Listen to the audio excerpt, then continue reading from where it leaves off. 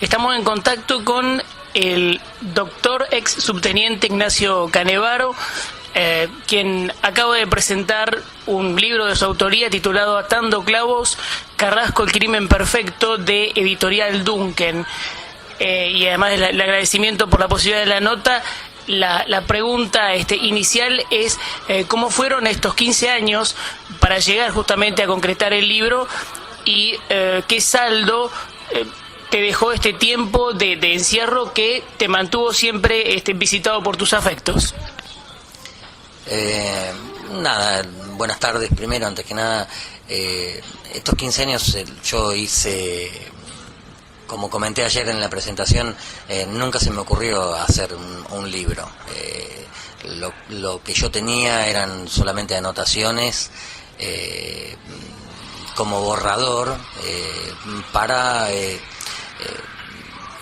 hacer una mejor exposición, digamos, en lo que yo creía que era la defensa final, digamos, y la manera de demostrar mi inocencia que iba a ser en el juicio. Yo escribí muchísimo antes y durante el juicio, porque yo pensé de que en el juicio se iba a saber la verdad, y esa era mi oportunidad, digamos, para poder hablar y para poder explicar lo que yo pensaba en ese momento, que era una equivocación. Bueno, después me di cuenta que no era una equivocación, que fue una canallada directamente, con plena advertencia y deliberada voluntad. Ahora, el título del libro habla de atando clavos, entre comillas, en referencia a una frase dicha por el sargento Sánchez y la subteniente González, en línea con una historia, entre comillas, oficial, que quiso venderse a la sociedad.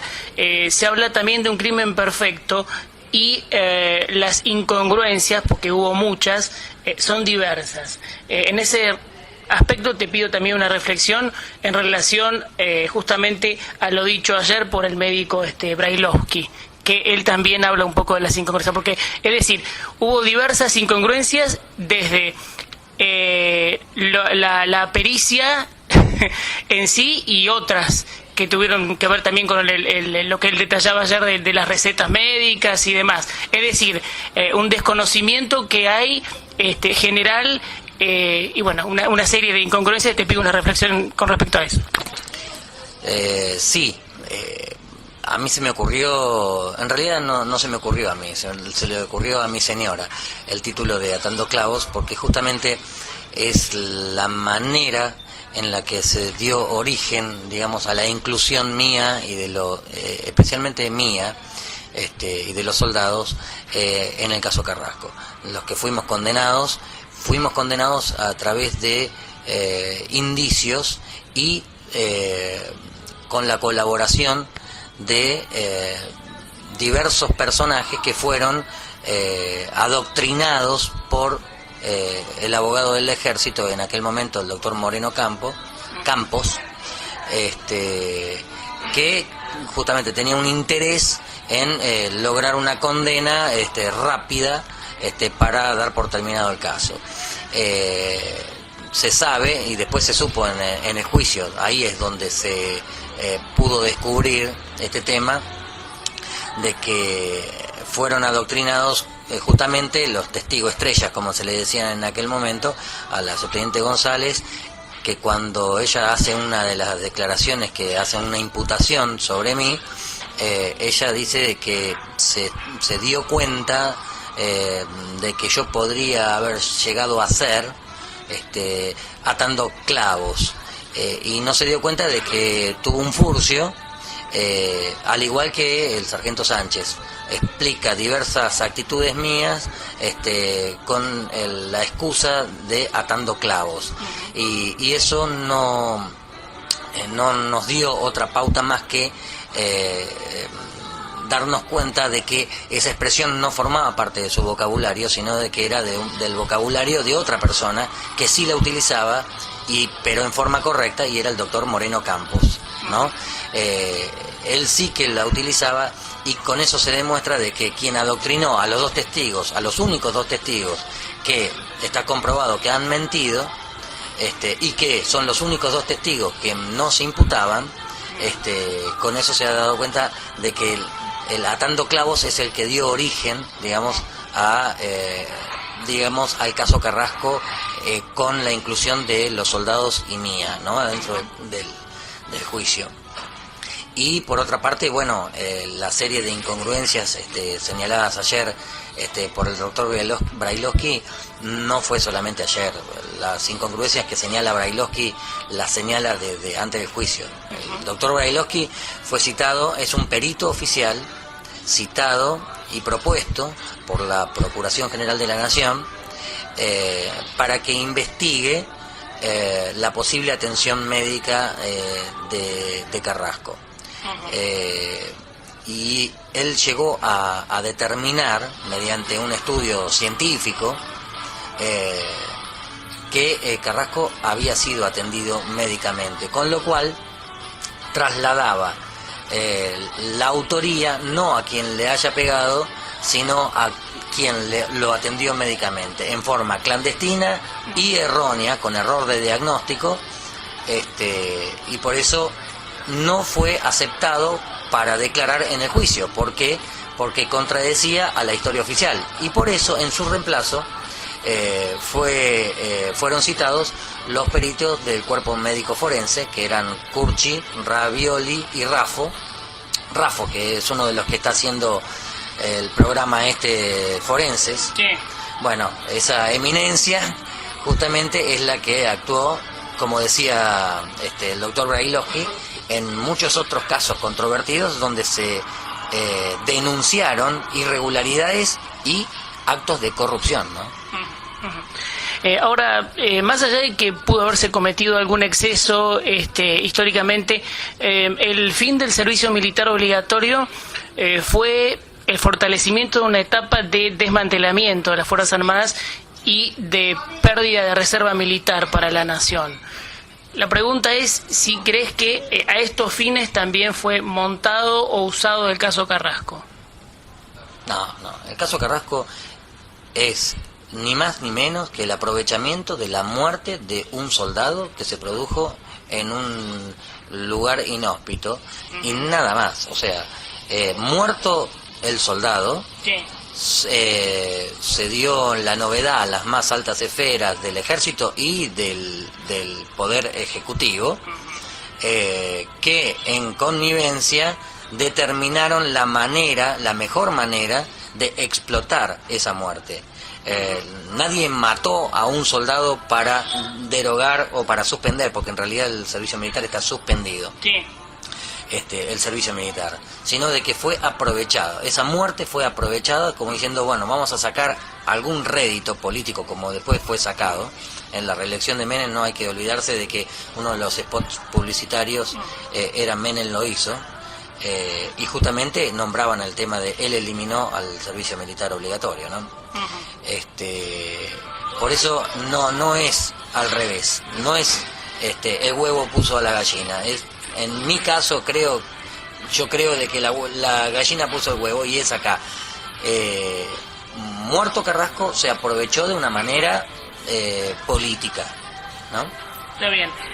En el libro se menciona al jefe de artillería de Zapala, teniente coronel Guillermo Witt, que fuera procesado por encubrimiento, y al ex jefe del ejército, actual embajador Martín Balsa, y su, entre comillas, falta de colaboración en la investigación.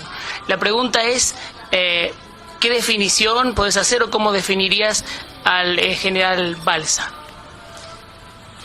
El general Balsa en aquel momento era el jefe de Estado Mayor del Ejército, y lo que tuvo no fue falta de colaboración. El general Balsa en aquel momento lo que hizo fue justamente entorpecer la investigación mediante la inclusión en la investigación, en forma totalmente ilegal, la inclusión de personal de inteligencia militar haciendo inteligencia interior, y no dejando investigar a la Justicia Federal, lo que le permitió a la Justicia Federal después, que también estaba esperando los resultados de la investigación de inteligencia militar mediante el sumario de abuso de autoridad, porque esto es así. Muerto Carrasco se oculta durante un mes adentro del cuartel. Aparece por arte de magia el cadáver adentro del cuartel, ¿sí?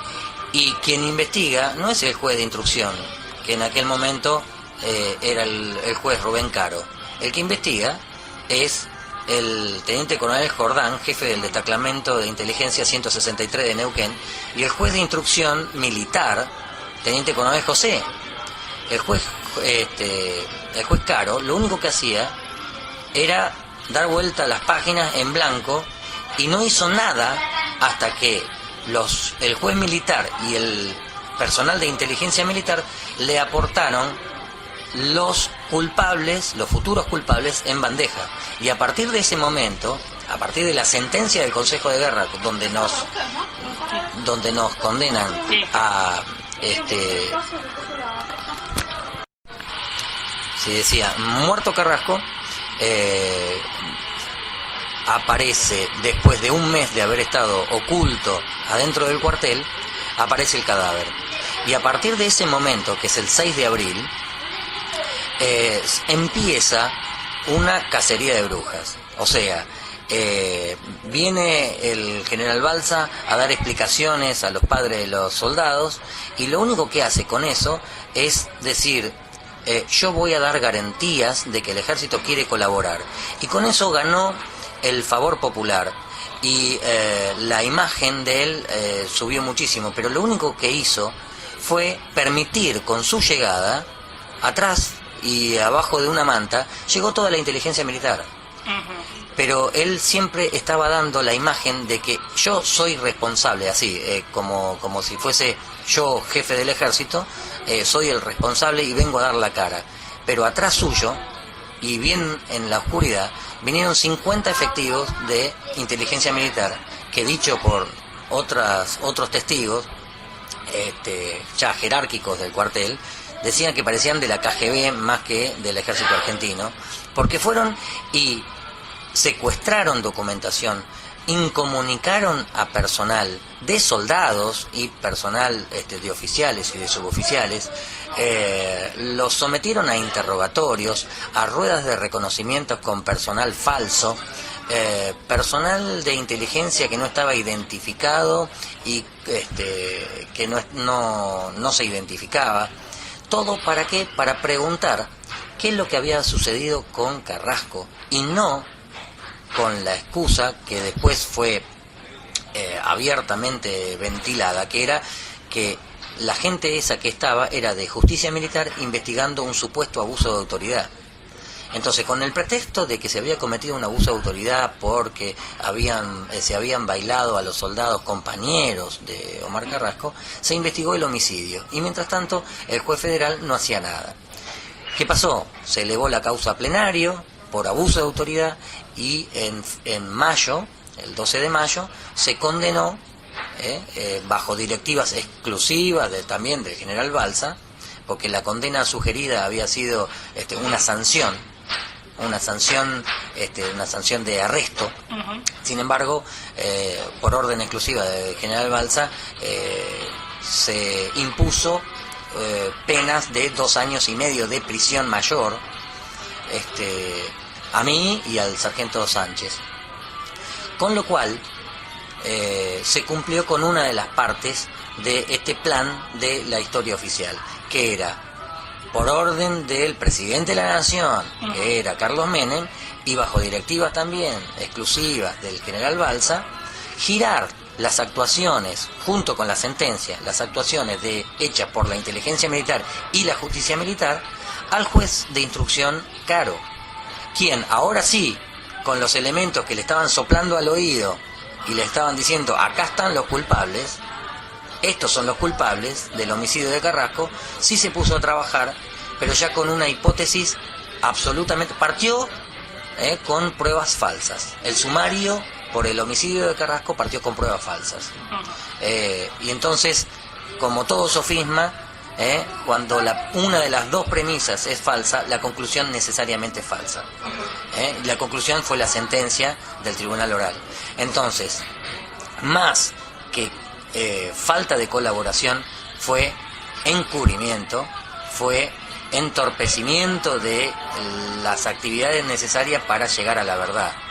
Dicho no por mí, sí por el fiscal Darquier, dijo: el general Balsa sí mintió, lo hizo para no verse involucrado en una causa propia. O sea, reconoció de que no se le podía imputar a Balsa el haber mentido, porque si él decía la verdad, se estaba autoimputando. Con lo cual, acaba de decir de que mintió, pero no se lo pueden endilgar, ¿no? Y eso es por haber dicho de que él no mandó a personal de inteligencia a investigar el crimen de Carrá. Muy bien, muchas gracias por este diálogo. No, por favor, gracias a usted.